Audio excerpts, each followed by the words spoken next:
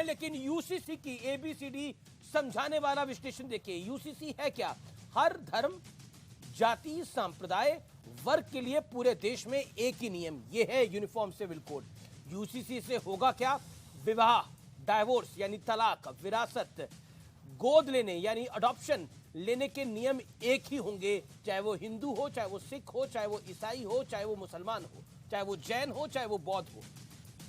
Doctor Bhimrao Ambedkar क्या चाहते थे? डॉक्टर अंबेडकर समान नागरिक कानून के पक्ष में थे और ये एक बार नहीं कई बार बोली गई है बात। बढ़ता हूं मैं आगे। सुप्रीम कोर्ट का क्या रुख है, ये बहुत ध्यान से सुनना चाहिए। 1985 में शाबानो केस, अनुच्छेद 44 एक डेड लेटर जैसा हो गया है, ये कहा गया था। कोर्ट ने यह भी कहा था कि देश में समान नागरिक कानून जरूरी है 1985 में। फिर आ जाता हूं 10 साल बाद 1995 में क्या कहा गया। सरला मुदगुल केस के अंदर विधायिका यूसीसी लागू करने के लिए कदम उठाए, सुप्रीम कोर्ट का यह कहना था।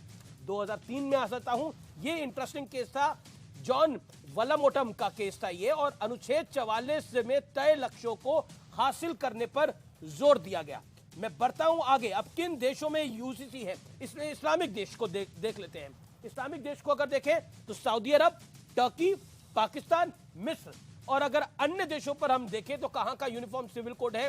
अमेरिका, जापान, ये प्रोग्रेसिव कंट्रीज हैं, फ्रांस, जापान, आयरलैंड। तो आप देख सकते हैं इस्लामिक देशों में भी जो चीज है, क्या वो गलत है? इस्लामिक देशों के अंदर इंडोनेशिया भी है, मलेशिया भी है, बांग्लादेश भी है, और अन्य देशों में इजराइल और रूस भी है।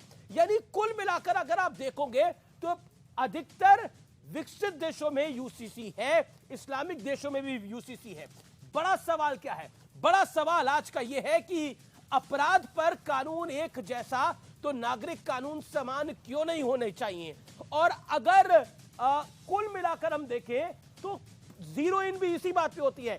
कई पॉलिटिकल पार्टियां सैद्धांतिक रूप से इसीलिए समर्थन दे रही है क्योंकि ये बाबा साहब भीमराव अंबेडकर भी चाहते थे और ये देश के लिए जरूरी है। लेकिन कुछ दलों की, ओवैसी जैसे दलों की, कांग्रेस पार्टी जैसे दलों की मजबूरी हो गई है कि इसको विरोध करना। मेरे साथ